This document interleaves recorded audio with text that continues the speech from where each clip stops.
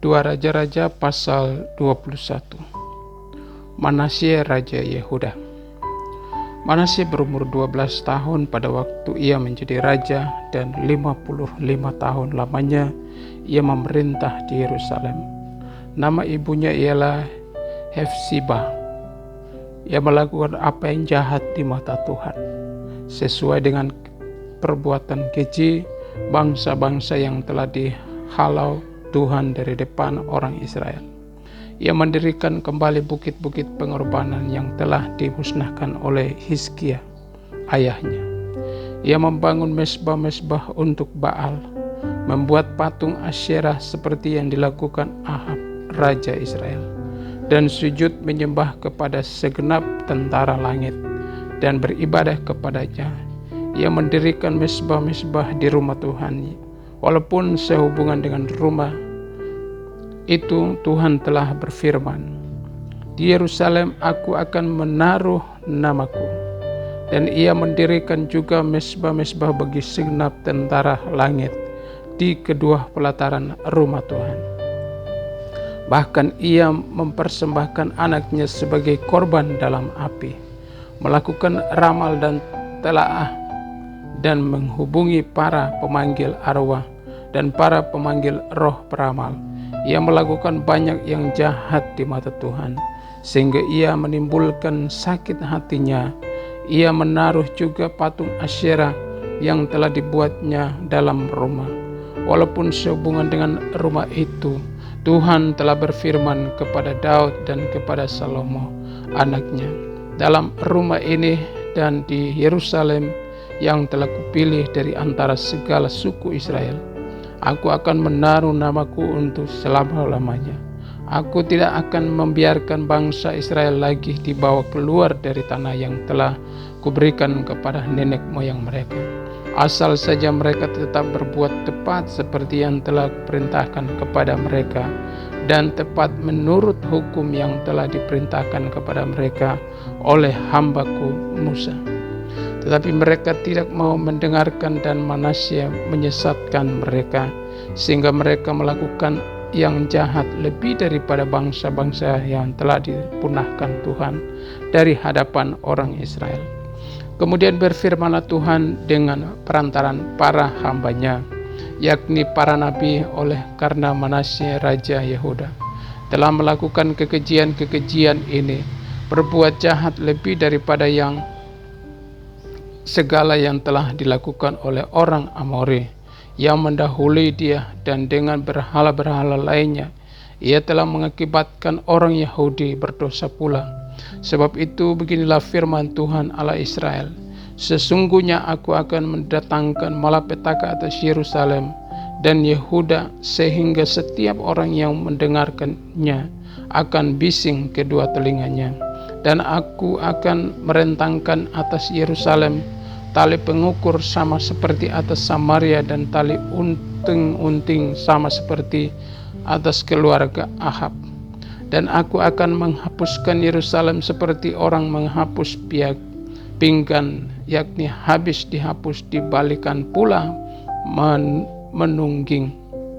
Aku akan membungkam sisa milik pusakaku, dan akan menyerahkan mereka ke dalam tangan musuh-musuh mereka, sehingga mereka menjadi jerahan dan menjadi rampasan bagi semua musuh mereka.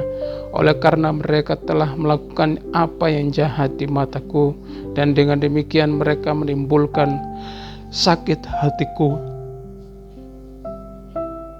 Mulai dari hari nenek moyang mereka keluar dari Mesir sampai hari ini, lagi pula Manasye mencurahkan darah orang yang tidak bersalah sedemikian banyak, sehingga dipenuhinya Yerusalem dari ujung ke ujung, belum termasuk dosa-dosanya yang mengakibatkan orang Yehuda berdosa pula dengan berbuat apa yang jahat di mata Tuhan.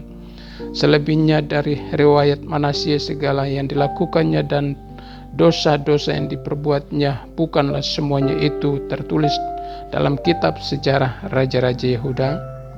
Kemudian Manasye mendapat perhentian bersama-sama dengan nenek moyangnya, dan ia dikuburkan di taman istananya di Taman Usa.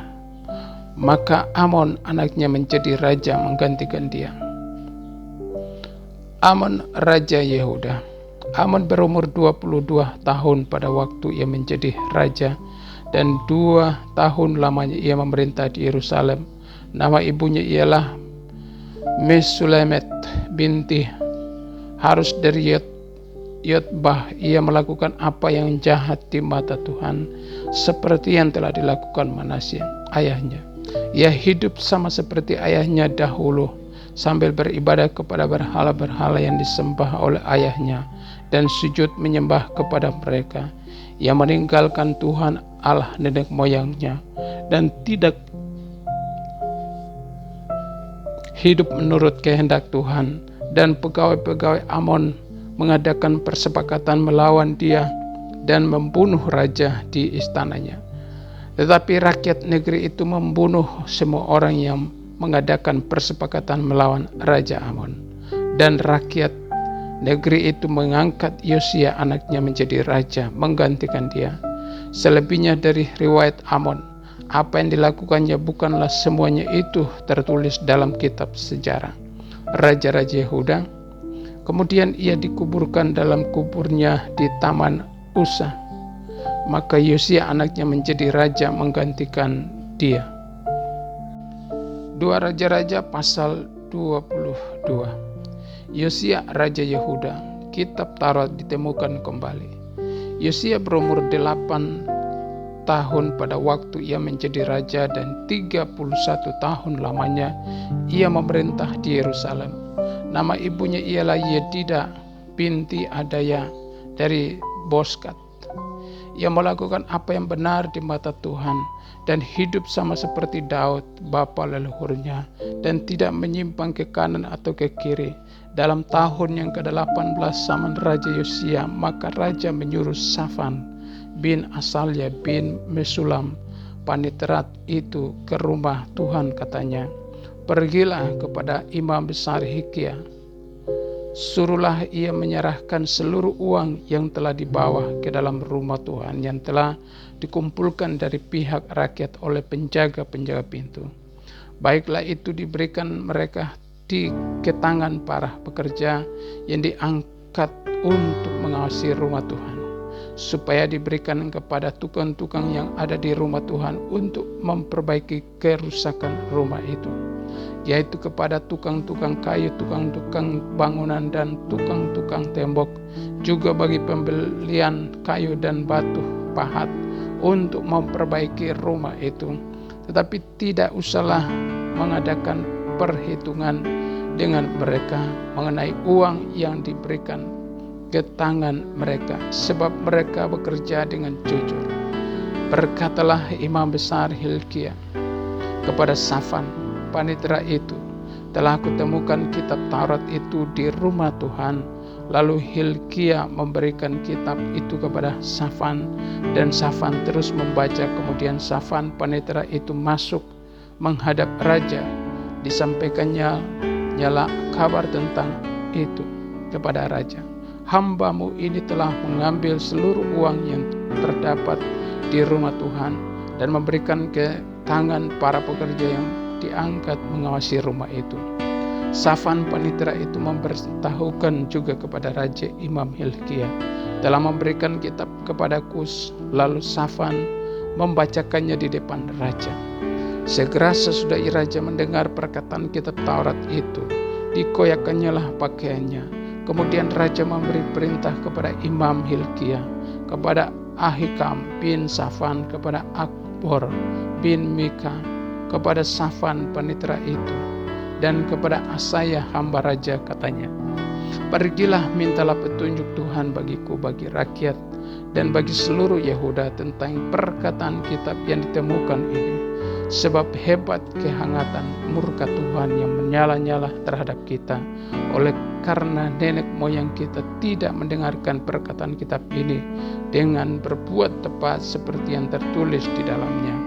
Maka pergilah Imam Hilkia, Ahikam, Akbor, Safan, dan Asaya kepada Nabiah Hulda, istri seorang yang mengurus pakaian-pakaian, yaitu sebelum bin Tikwah bin Harhas, Nabiya itu tinggal di Yerusalem, di perkampungan baru. Mereka memberitakan semuanya kepadanya.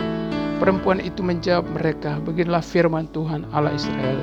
Katakanlah kepada orang yang menyuruh kamu kepadaku, beginilah firman Tuhan, sesungguhnya aku akan mendatangkan malapetaka atas tempat ini dan atas penduduknya, yakni segala perkataan kitab yang telah dibaca oleh Raja Yehuda. Karena mereka meninggalkan aku dan membakar korban-korban Allah lain dengan maksud menimbulkan sakit hatiku dengan segala pekerjaan tangan mereka. Sebab itu kehangatan murkaku akan menyala-nyala terhadap tempat ini dengan tidak padam-padam. Tetapi kepada Raja Yehuda yang telah menyuruh kamu untuk meminta petunjuk Tuhan, harus kamu katakan demikian, beginilah firman Tuhan Allah Israel mengenai perkataan yang telah kudengar itu. Oleh karena engkau sudah menyesal dan engkau merendahkan diri di hadapan Tuhan, pada waktu engkau mendengar hukuman yang kufirmankan terhadap tempat ini dan terhadap penduduknya, bahwa mereka akan mendahsyatkan dan menjadi kutuk, dan oleh karena engkau mengoyakkan pakaianmu dan menangis di hadapanku, aku pun telah mendengarnya, demikianlah firman Tuhan. Sebab itu sesungguhnya aku akan mengumpulkan engkau kepada nenek moyangmu, dan engkau akan dikebumikan ke dalam kuburmu dengan damai, dan matamu tidak akan melihat segala malapetaka yang akan kudatangkan atas tempat ini. Lalu mereka menyampaikan jawab itu kepada raja. 2 Raja-Raja pasal 23. Pembaharuan dilakukan Yosia. Sesudah itu raja menyuruh orang mengumpulkan semua tua-tua Yehuda dan Yerusalem. Kemudian pergilah raja ke rumah Tuhan, dan bersama-sama dia semua orang Yehuda dan semua penduduk Yerusalem, para imam, para nabi, dan seluruh orang awam dari yang kecil sampai yang besar. Dengan didengar mereka, ia membacakan segala perkataan dari kitab perjanjian yang ditemukan di rumah Tuhan itu. Sesudah itu berdirilah raja dekat tiang, dan diadakannya perjanjian di hadapan Tuhan untuk hidup dengan mengikuti Tuhan dan tetap menuruti perintah-perintahnya, peraturan-peraturannya, dan ketetapan-ketetapannya dengan segenap hati dan dengan segenap jiwa, dan untuk menepati perkataan perjanjian yang tertulis dalam kitab itu. Dan seluruh rakyat turut mendukung perjanjian itu. Raja memberi perintah kepada imam besar Hilkia dan kepada para imam tingkat 2 dan kepada para penjaga pintu untuk mengeluarkan dari bait Tuhan segala perkakas yang telah dibuat untuk Baal dan Asyera dan untuk segala tentara langit. Lalu dibakarnyalah semuanya itu di luar kota Yerusalem, di padang-padang Kidron, dan diangkutnyalah abunya ke Betel. Ia memberhentikan para imam dewa asing yang telah diangkat oleh raja-raja Yehuda untuk membakar korban di bukit pengorbanan di kota-kota Yehuda dan di sekitar Yerusalem. Juga orang-orang yang membakar korban untuk Baal, untuk dewa matahari, untuk dewa bulan, untuk rasi binatang, dan untuk segenap tentara langit. Dibawanyalah tiang-tiang berhala dari rumah Tuhan keluar kota Yerusalem ke sungai Kidron, lalu dibakarnya di situ dan ditumbuhkannya halus-halus menjadi abu. Kemudian dicampakkannya abunya ke atas kuburan rakyat jelata. Ia merobohkan petak-petak pelacuran bakti yang ada di rumah Tuhan, tempat orang-orang perempuan bertenun sarung untuk Asyera. Disuruhnyalah datang semua imam dari kota-kota Yehuda, lalu ia menajiskan bukit pengorbanan tempat para imam itu membakar korban dari Geba sampai Berseba. Dirobohkannya pula bukit-bukit pengorbanan di pintu-pintu gerbang yang ada dekat lubang pintu gerbang Yosia, penguasa kota itu, yang ada pada sebelah kiri kalau orang memasuki pintu gerbang kota itu. Tetapi para imam bukit-bukit pengorbanan itu tidak boleh naik ke Mesbah Tuhan di Yerusalem. Hanya mereka boleh menamakan roti memakan roti yang tidak beragi di tengah-tengah saudara-saudara mereka. Ia menajiskan juga Tofet yang ada di lembah Ben Hinnom, supaya jangan orang mempersembahkan anak-anaknya sebagai korban dalam api untuk dewa Molok.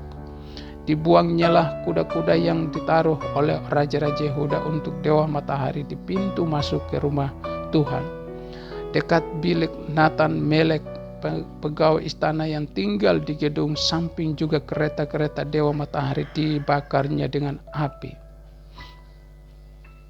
Mesbah-mesbah yang ada di atas sotoh tempat peranginan Ahaz yang dibuat oleh raja-raja Yehuda, dan mesbah-mesbah yang dibuat Manasye di kedua pelataran rumah Tuhan dirobohkan oleh raja dan diremukan di sana. Lalu dicampakkannya abunya ke sungai Kidron, bukit-bukit pengorbanan yang ada di sebelah timur Yerusalem, di sebelah selatan bukit kebusukan, dan yang didirikan oleh Salomo raja Israel untuk Ashitoret dewa kekejian, sembahan orang Sidon, dan untuk Kamos dewa kejijikan, sembahan Moab, dan untuk Milkom dewa kekejian, sembahan orang Amon. Dinajiskan oleh raja. Ia memecahkan tugu-tugu berhala dan menebang tiang-tiang berhala, lalu ditimbunnya tempat-tempat itu penuh dengan tulang-tulang manusia. Juga mesbah yang ada di Betel, bukit pengorbanan yang dibuat oleh Yerobeam bin Nebat, yang mengakibatkan orang Israel berdosa. Mesbah dan bukit pengorbanan itu pun dirobohkannya, dan batu-batunya dipecahkannya, lalu ditumbuknya halus-halus menjadi abu, dan dibakarnya tiang berhala. Dan ketika Yosia berpaling, dilihatnyalah kuburan-kuburan yang ada di gunung di sana, lalu menyuruh orang mengambil tulang-tulang dari kuburan-kuburan itu, membakarnya di atas mesbah, dan menajiskannya sesuai dengan firman Tuhan yang telah diserukan oleh abdi Allah yang telah menyerukan hal-hal ini. Ia berkata, apakah tanda keramat yang kulihat ini?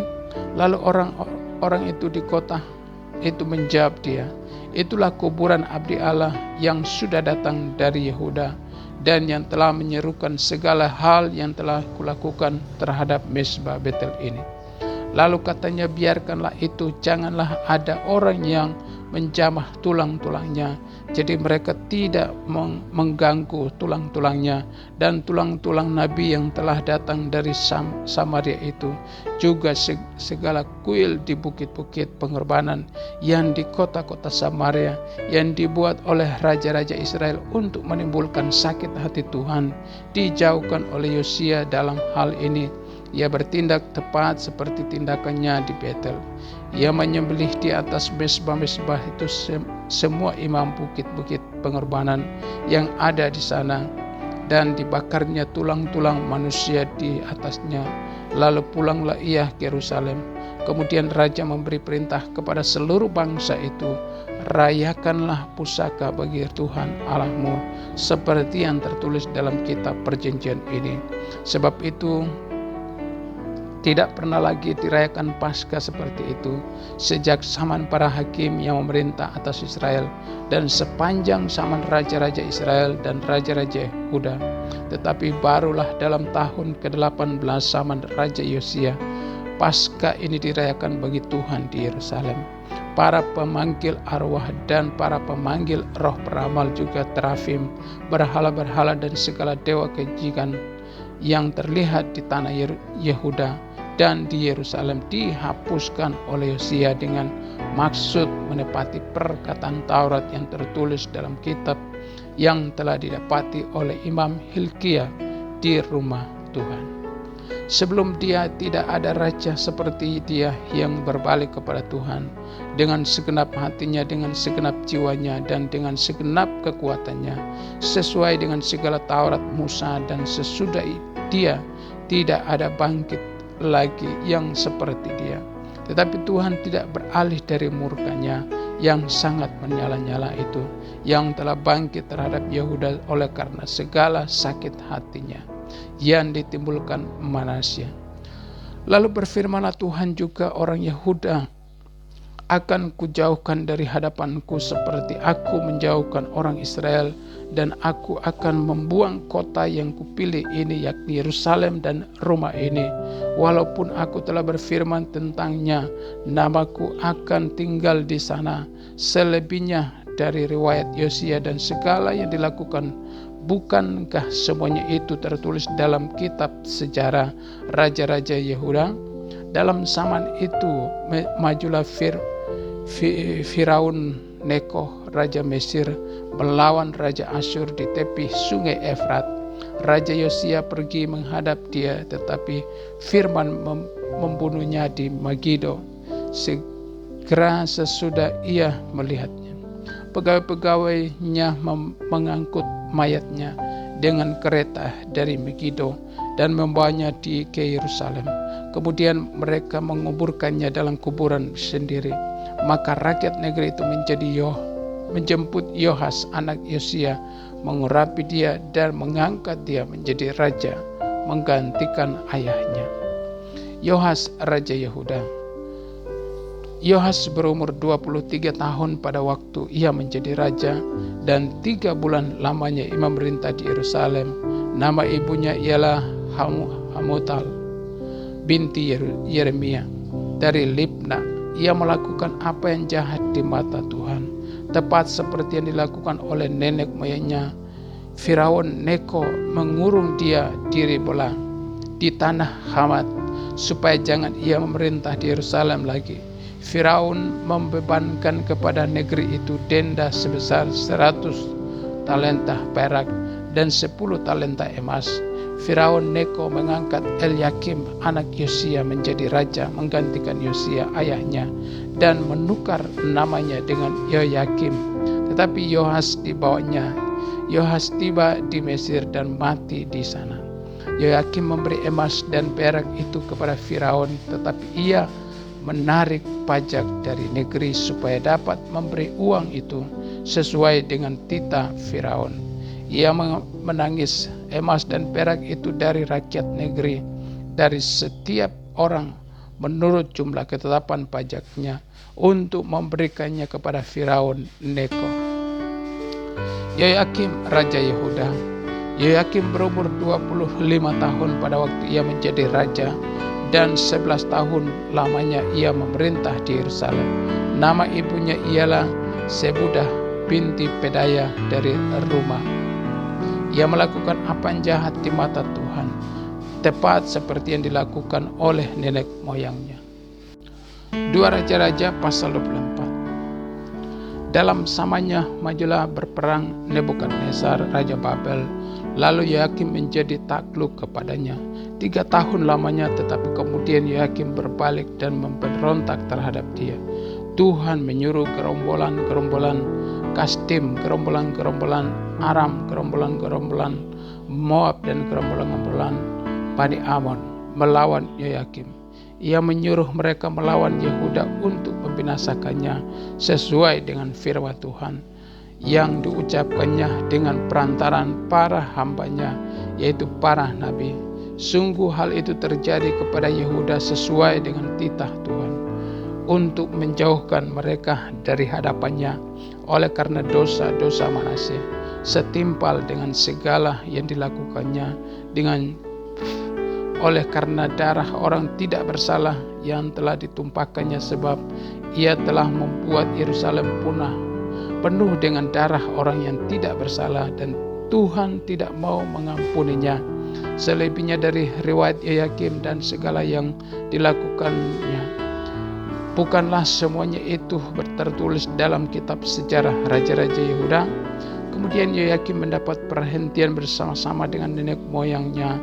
Maka Yoyakim anaknya menjadi raja menggantikan dia. Raja Mesir tidak lagi keluar berperang dari negerinya, sebab Raja Babel telah merebut segala yang termasuk wilayah Raja Mesir, mulai dari sungai Mesir sampai ke sungai Efrat. Yoyakim raja Yehuda. Yoyakim berumur 18 tahun pada waktu ia menjadi raja, dan 3 bulan lamanya ia memerintah di Yerusalem. Nama ibunya ialah Nehusta binti Elnatan dari Yerusalem. Ia melakukan apa yang jahat di mata Tuhan, tepat seperti yang dilakukan ayahnya. Pada waktu itu majulah orang-orang Nebukadnezar Raja Babel menyerang Yerusalem, dan kota itu dikepung. Juga Nebukadnezar Raja Babel datang menyerang kota itu, sedang orang-orangnya mengepungnya. Lalu keluarlah Yoyakim Raja Yehuda mendapatkan Raja Babel. Dia sendiri, ibunya, pegawai-pegawainya, para pembesarnya, dan pegawai-pegawai istananya. Raja Babel menangkap dia pada tahun yang ke-8 dari pemerintahannya. Ia mengeluarkan dari sana segala barang perbendaharaan rumah Tuhan dan barang-barang perbendaharaan istana raja. Juga dikeratnya emas dari segala perkakas emas yang dibuat oleh Salomo, Raja Israel, di bait Tuhan, seperti telah difirmankan Tuhan. Ia mengangkut seluruh penduduk Yerusalem ke dalam pembuangan, semua panglima dan semua pahlawan yang gagah perkasa, 10.000 orang tawanan, juga semua tukang dan pandai besi. Tidak ada yang ditinggalkan kecuali orang-orang lemah dari rakyat negeri. Ia mengangkut Yoyakim ke dalam pembuangan ke Babel, juga ibunda raja, istri-istri raja, pegawai-pegawai istananya, dan orang berkuasa di negeri itu dibawanya sebagai orang buangan dari Yerusalem ke Babel. Semua orang yang gagah perkasa, 7.000 orang banyaknya, para tukang dan para pandai besi, 1.000 orang banyaknya, sekalian pahlawan yang sanggup berperang dibawa oleh Raja Babel sebagai orang buangan ke Babel. Kemudian Raja Babel mengangkat matanya paman Yoyakim menjadi raja, menggantikan dia dan menukar namanya menjadi Sedekia. Sedekia Raja Yehuda, runtuhnya kerajaan Yehuda. Sedekia berumur 21 tahun pada waktu ia menjadi raja, dan 11 tahun lamanya ia memerintah di Yerusalem. Nama ibunya ialah Hamatual binti Yeremia dari Libna. Ia melakukan apa yang jahat di mata Tuhan, tepat seperti yang dilakukan Yoyakim, sebab karena murka Tuhan terjadi hal itu terhadap Yerusalem dan Yehuda, yakni bahwa ia sampai membuang mereka dari hadapannya. Sedekia memberontak terhadap Raja Babel. 2 Raja-Raja pasal 25. Maka pada tahun ke-9 dari pemerintahannya, dalam bulan yang ke-10, pada tanggal 10 bulan itu, datanglah Nebukadnezar Raja Babel dengan segala tentaranya menyerang Yerusalem. Ia berkemah mengepungnya dan mendirikan tembok pengepungan sekelilingnya. Demikianlah kota itu terkepung sampai tahun yang ke-11 zaman Raja Sedekia. Pada tanggal 9 bulan yang ke-4, ketika kelaparan sudah merajalela di kota itu dan tidak ada lagi makanan pada rakyat negeri itu, maka dibelalah oranglah tembok kota itu, dan semua tentara melarikan diri malam-malam melalui pintu gerbang antara kedua tembok yang ada di dekat taman raja. Sekalipun orang Kasdim mengepung kota itu sekeliling, mereka lari menuju ke Arabah Yordan. Tetapi tentara Kasdim mengejar raja dari belakang dan mencapai dia di dataran Yeriko. Segala tentaranya telah berserak-serak meninggalkan dia. Mereka menangkap raja dan membawa dia kepada Raja Babel di Riblah, yang menjatuhkan hukuman atas dia. Orang menyembelih anak-anak Sedekia di depan matanya. Kemudian dibatalkannya mata Sedekia, lalu dia dibelenggu dengan rantai tembaga dan dibawanya ke Babel. Dalam bulan yang ke-5 pada tanggal 7 bulan itu, itulah tahun ke-19 zaman Raja Nebukadnezar Raja Babel. Datanglah Nebukadnezar dan kepala pasukan pengawal pegawai Raja Babel ke Yerusalem. Ia membakar rumah Tuhan, rumah raja, dan semua rumah di Yerusalem. Semua rumah orang besar dibakarnya dengan api. Tembok sekeliling kota Yerusalem dirobohkannya oleh semua tentara Kasdim yang ada bersama-sama dengan kepala pasukan pengawal itu. Sisa-sisa rakyat yang masih tinggal di kota itu dan para pembelot yang menyeberang ke pihak Raja Babel, dan sisa-sisa khalayak ramai diangkut ke dalam pembuangan oleh Nebukadnezar, dan kepala pasukan pengawal itu hanya berapa orang miskin dari negeri itu ditinggalkan oleh kepala pasukan pengawal itu untuk menjadi tukang-tukang kebun anggur dan peladang. Juga tiang-tiang tembaga yang ada di rumah Tuhan dan kereta penopang dan laut. Tembaga yang ada di rumah Tuhan dipecahkan oleh orang Kasdim, dan tembaganya diangkut menjadi mereka ke Babel. Kuali-kuali, penyedok-penyedok, pisau-pisau dan cawan-cawan dan segala perkakas tembaga yang dipakai untuk menyelenggarakan kebaktian diambil mereka. Juga perbaraan dan bokor-bokor penyiraman, baik segala yang dari emas maupun segala yang dari perak, diambil oleh kepala pasukan pengawal itu. Adapun kedua tiang laut, yang satu itu kereta penopang yang dibuat oleh Salomo untuk rumah Tuhan, tiada tertimbang tembaga segala perkakas ini. 18 hasta tingginya tiang yang satu, dan di atas ada ganja dari tembaga. Tinggi ganja itu 3 hasta, dan jala-jala dan buah-buah di 5 ada di atas ganja itu sekeliling, semuanya itu tembaga. Dan seperti itu juga tiang yang kedua disertai jala-jala. Lalu kepala pasukan pengawal itu menangkap Seraya imam kepala dan Sefanya imam tingkat 2 dan ketiga orang penjaga pintu dari kota itu ditangkapnya. Seorang pegawai istana yang diangkat mengepalai tentara, dan 5 orang pelayan pribadi raja yang terdapat di kota itu, dan panitera panglima tentara yang mengerahkan rakyat negeri menjadi tentara, dan 60 orang dari rakyat negeri yang terdapat di kota itu. Nebukadnezar dan kepala pasukan pengawal menangkap mereka dan membawa mereka kepada Raja Babel di Riblah. Lalu Raja Babel menyuruh membunuh mereka di Riblah di tanah Hamat. Demikianlah orang Yehuda diangkut ke dalam pembuangan dari tanahnya. Gedalia menjadi gubernur dan dibunuh. Tentang rakyat yang masih tinggal di tanah Yehuda yang ditinggalkan oleh Nebukadnezar Raja Babel, diangkutnyalah atas mereka Gedalia bin Ahikam bin Safan. Ketika semua panglima tentara dengan orang-orangnya mendengar bahwa Raja Babel telah mengangkut Gedalia, maka pergilah mereka kepada Gedalia ke Mispa, yaitu Ismail bin Netanya, Yohanan bin Karea, Seraya bin Tahumet, orang Netafo itu, dan Yaasianya anak seorang Maka bersama dengan anak buahnya. Lalu bersumpahlah Gedalia kepada mereka dan anak buah mereka, katanya kepada mereka, janganlah kamu takut terhadap pegawai-pegawai orang Kasdim itu. Tinggallah di negeri ini dan taklukkanlah kepada Raja Babel, maka keadaan akan menjadi baik. Tetapi dalam bulan yang ke-7 datanglah Ismail bin Netanya bin Elisama, seorang yang asalnya dari keturunan raja, dan 10 orang bersama-sama dengan dia. Mereka membunuh Gedalia dan orang-orang Yehuda dan orang-orang Kasdim yang ada bersama-sama dengan dia di Mispa. Maka bangkitlah seluruh rakyat dari yang kecil sampai yang besar, serta panglima-panglima tentara, lalu larilah mereka ke Mesir, sebab mereka takut terhadap orang Kasdim itu. Yoyakim dikasihani.